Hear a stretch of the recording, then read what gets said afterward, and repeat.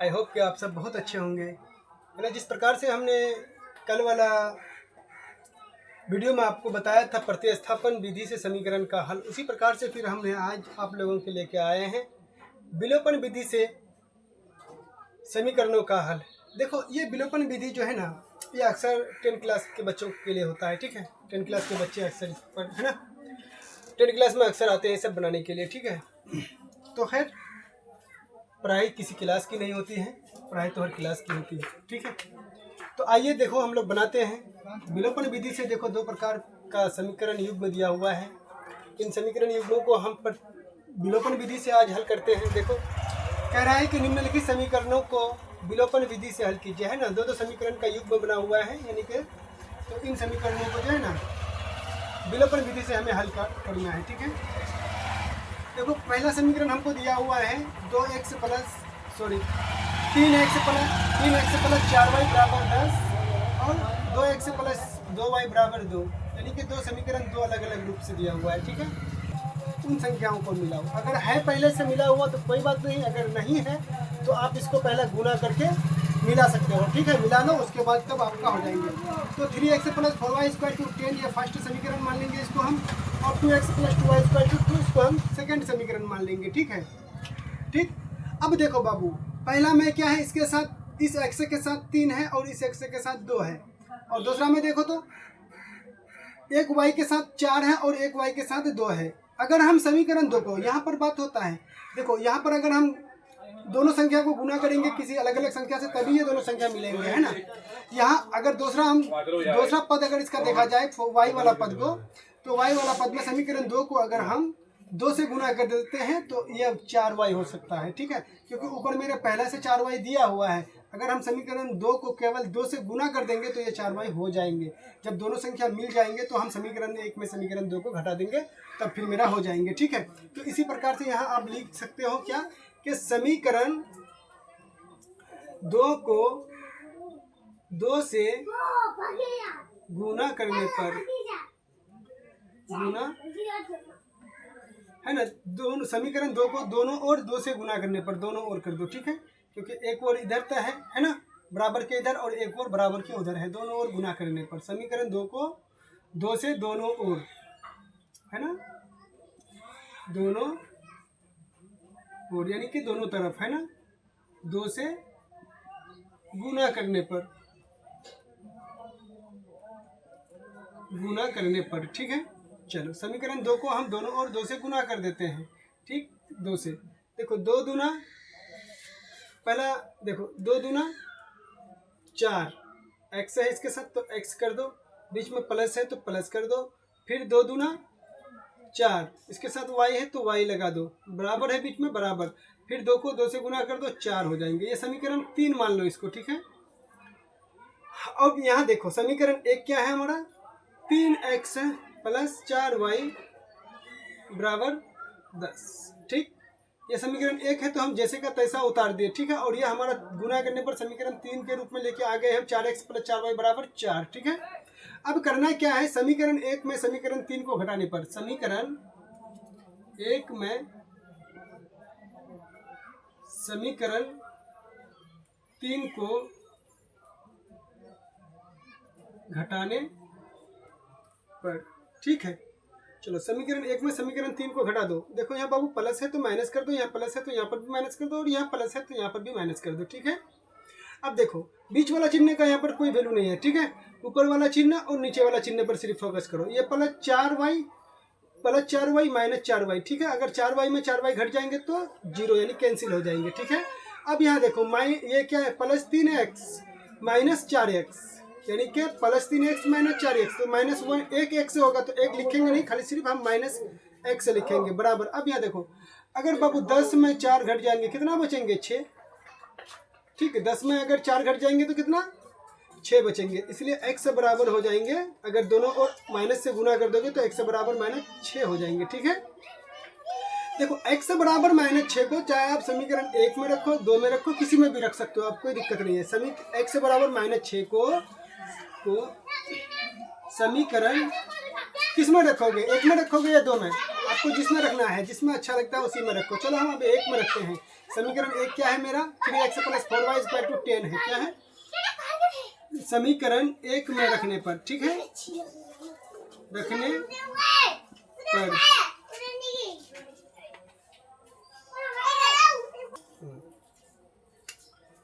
तो x बराबर -6 को समीकरण 1 में हम रखते हैं। समीकरण 1 क्या है मेरा, 3x + 4y = 10। यही है ना बाबू, बढ़िया से ध्यान से समझो। अगर एक को अगर सही से अगर समझ जाओगे तो कितना भी बड़ा से बड़ा प्रश्न क्यों ना आ जाए, विलोपन विधि से हल करने के लिए आपको कहीं पर भी दिक्कत नहीं होगी। ठीक है, तो समीकरण 1 मेरा क्या है, 3x + 4y = 10। ठीक, = 10 है। 3x + 4y = 10 है। ठीक है, अब यहाँ x का वैल्यू देखो फाइंड है मेरा, क्या है, x का वैल्यू निकाला हुआ है क्या, -6। तो x की जगह -6 हम रख देंगे, कोई दिक्कत नहीं। तो 3 की जगह 3 रखो, x का मान -6 है ना, माइनस में आया है ना, इसलिए हम ब्रैकेट से घेर दिए। ठीक है, फिर क्या है बीच में प्लस है, 4y यानी कि 4y = 10। ठीक, अब देखो बाबू 3 को अगर देखो ब्रैकेट का मायने गुना होता है, अगर -6 को 3 से गुना कर दोगे तो -18 हो जाएंगे। 6 × 18 प्लस है बीच में प्लस 4y = 10। अब यहाँ देख लिया जाए, क्योंकि नीचे हो रहा है ना, शायद नहीं बनेंगे, प्रतिबिंब नहीं बनेंगे आपको, ठीक है, दिखाई नहीं देंगे। तो अब क्या करेंगे कि देखो -18 प्लस 4y = 10। ठीक है, इसी चीज को हम यहाँ उतार दिए। ठीक है, अब देखो इस 18 को जो है ना पक्षांतर कर दो, क्योंकि देखो ये 18 है ना, इसके जाति वाला कोई संख्या बराबर के इधर है नहीं, इसके जात वाली संख्या इधर है 10 है, तो हम इसको उठा करके उधर लेके चले जाएंगे। ठीक है, तो 4y बराबर हो जाएंगे 10। ये जो 18 उधर उठ के चले जाएंगे ना, तो इसको हम पक्षांतर कहेंगे। जब माइनस में है तो चले जाएंगे तो किस में आ जाएंगे, प्लस में आ जाएंगे। ठीक है, तो +18 हो जाएंगे। ठीक है, तो इसलिए y बराबर हो, ये क्या कहते हैं, 4y बराबर हो जाएंगे 18 और 10 कितना, 28 होगा। इसलिए y बराबर हो जाएंगे बाबू 28/4 है ना। 4 के 4 पारा पर, 4 का पारा कितना बार पढ़ने पर 28 होगा, तो 7 बार, 7 × 4 = 28। ठीक है, कैंसिल हो गया, यानी कि y बराबर आपका 7। अब देखो बाबू अतः लिखो, है ना, x का वैल्यू हो गया आपका -6 और y का वैल्यू हो गया आपका कितना, 7। ठीक, इसी प्रकार से ये पहला प्रश्न मेरा हल हो गया विलोपन विधि से। ठीक है, इसी प्रकार से आओ हम दूसरा प्रश्न भी को हल करते हैं। ठीक है, तो अब बाबू इसी प्रकार से दूसरा प्रश्न भी हम हल करते हैं। तो दूसरा प्रश्न मेरा दिया हुआ है 2x + 3y = 8 और 5x + 4y = -13 +13 है। ठीक है, यानी कि 13 है। ठीक, तो देखो इसको भी हमें विलोपन विधि से ही हल करना है। अब देखो दिमाग लगाओ, इसको समीकरण 1 मान लेंगे, बिल्कुल 1 नंबर जो प्रश्न हमने हल किया उसी प्रकार से इसको भी हमको हल करना है। ठीक है, कोई बड़ी बात नहीं है, बहुत आसान है, एक बार समझ जाओगे है ना, तो ये दाल भात की तरह लगेंगे आपको। ठीक है, हमने पहला समीकरण को 1 मानेंगे, दूसरा समीकरण को 2 मानेंगे। ठीक, इसमें कोई बात नहीं है। ठीक है, अब आप अपने दिमाग से एक ऐसी संख्या से गुना करो 1 नंबर समीकरण को और 2 नंबर समीकरण, यहाँ पर दोनों समीकरण को गुना करना पड़ेगा, क्योंकि देखो इसमें 2 है तो इसमें 5 है, और इसमें 3 है तो इसमें 4 है। ठीक, तो आपको दोनों समीकरण को गुना करना पड़ेगा। अगर हम समीकरण 1 को 5 से और समीकरण 2 को अगर हम 2 से गुना करते हैं, तो देखो 5 × 2 = 5 = 10 हो जाता है ये, और 5 × 2 = 10 हो जाता है, यानी कि x वाला मेरा संख्या 10 हो जाता है। ठीक है, तो अगर हम समीकरण यहाँ इस चीज को लिख दो। ठीक है, यहाँ लिख दो, यदि समीकरण 1 को 5 तथा समीकरण 2 को 2 से गुना करने पर हम समीकरण 1 को 5 से और समीकरण 2 को 2 से गुना कर देते हैं। अब देखो समीकरण 1 को जब 5 से गुना करेंगे तो 2 × 5 = 10, 100 हो जाएंगे, बीच में यह प्लस है तो प्लस कर दो, 3 × 5 = 15, इसके साथ y है तो y लगा दो, बराबर 8 × 5 = 40। इसको हम तीसरा समीकरण मान लेंगे। ठीक है, अब दूसरा समीकरण का देखो यहाँ पर क्या कह रहा है, इसको 2 से गुना किया, 2 × 5 = 5, 5 × 2 = 10x, बीच में ऐड है तो ऐड कर दो। ठीक है, प्लस है, ये सॉरी 4 है, 4 को 2 से गुना कर दो, 4 × 2 = 8, साथ में क्या है y है तो y लगा दो, बराबर 13 × 2 = 26। ठीक, समीकरण 4 मान लेंगे इसको। ठीक है, अब हमें काम 3 और 4 में ही करना है, ठीक है। अब हमको यहाँ पर काम समीकरण 3 और समीकरण 4 में करना है। अभी 1 और 2 को छोड़ो, ठीक है।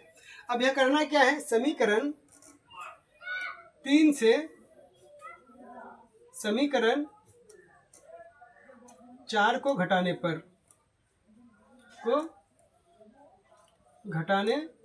समीकरण 3 से जब हम समीकरण 4 को घटाएंगे तो देखो घटा दो। यहाँ पर बाबू कुछ नहीं है तो माइनस, प्लस है तो माइनस लगा दो, यहाँ पर भी प्लस है तो माइनस लगा दो, यहाँ पर भी प्लस है तो कुछ नहीं है तो प्लस है ना, तो माइनस लगाना है, ठीक है। अब देखो बाबू प्लस 10x से माइनस 10x कैंसिल हो गया ये, ठीक। अब यहाँ बचा कितना 15 में 8 चले जाएंगे, देखो प्लस 15 माइनस 8, बीच वाला चिन्ह का कोई वैल्यू नहीं, प्लस 15 माइनस 8 कितना, 15 में अगर 8 चले जाएंगे तो कितना बचेंगे, 7 बचेंगे, तो 7y, 7 में क्या है y है तो 7y बराबर।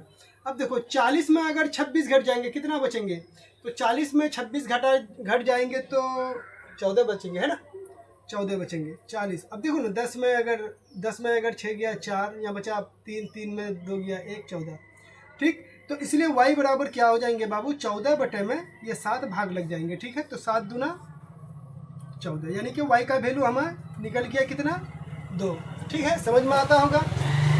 देखो आगे बढ़ते हुए y का वैल्यू कितना आ गया बाबू, y का वैल्यू 2 आ गया, ठीक है। अब y का वैल्यू 2 को समीकरण 1 में या 2 में रखो, इधर या 3 4 में छोड़ दो, ये गुना करके बड़ा कर दिए, ठीक है। तो आप यहाँ पर भी रख सकते हो, दोनों में से किसी एक में, ठीक है, या यहाँ पर भी रख सकते हो, कोई दिक्कत नहीं। अगर यहाँ रखेंगे तो ये देखो गुना कर करके जो है ना इन दोनों समीकरण को हम बड़ा कर दिए हैं, तो इसमें मत रखो, लंबा गुना करना पड़ेगा। अब यही पर रख दो, चाहे तो 1 में रख दो या 2 में रख दो, किस में रखना है। आप एक चीज़ यहाँ पर हमेशा ध्यान दीजिएगा, जो समीकरण आपको जो है ना सबसे साधारण नजर आता है, साधारण दिखाई दे, है ना, लगे कि आपको कि ये समीकरण को हल करने में हमको दिक्कत ना आए, तो वैल्यू उसी में रखना है, ठीक है, ताकि आपको गुना घटा इतना नहीं करना पड़ेगा, ठीक है। तो मेरे हिसाब से 1 नंबर समीकरण सही रहेगा, ठीक है, क्योंकि 2x + 3y = 8 है, ठीक। तो देखो y बराबर 2 को समीकरण 1 में रखने पर समीकरण 1 क्या है मेरा, 2x + 3y = 8, ठीक। तो 2x के जगह 2x रखो, प्लस है 3 है तो 3 रख दो, y का वैल्यू कितना आया है, 2 आया है, तो 2 से गुना कर दो 3 को, ठीक है, क्योंकि y के वैल्यू y के जगह 2 रख दिया, बराबर 8, ठीक। 2x के जगह 2x से प्लस है तो बीच में प्लस, 3 दूना 6 बराबर 8, ठीक। समझ में आता होगा। 2x बराबर क्या हो जाएंगे 8, ये 6 बराबर के उधर लेके चलो, जब इधर है तो उधर लेके जाएंगे, ठीक है। तो इधर प्लस में है तो उधर चले जाएंगे तो माइनस में, जब पक्षांतर होता है तो चिन्ह में परिवर्तन हो जाते हैं, ठीक है।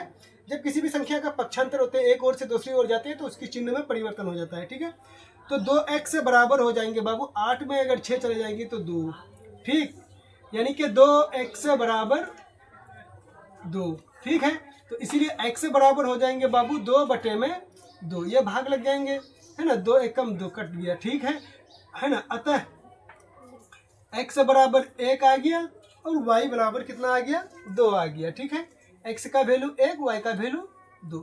इस प्रकार से मेरा दूसरा नंबर प्रश्न भी विलोपन विधि से हल हो गया। तो इस प्रकार से जो प्रश्न को हमने हल किया है, तो इस प्रकार की विधि को हम विलोपन विधि से कहते हैं, ठीक है। विलोपन विधि से समीकरण का हल कहते हैं। लेकिन एक बात जरूर मुझे बताना मेरे दोस्तों, आप लोग बहुत विद्वान लोग मेरे वीडियो को देखते हैं, है ना, बहुत अच्छे पढ़े लिखे लोग देखते होंगे। अगर कहीं भी अगर हमसे मिस हो जाता है तो कृपया मुझे कमेंट जरूर कीजिएगा, ठीक है, ताकि मुझे सुधारने का मौका मिलेगा, ठीक है। बहुत बहुत धन्यवाद।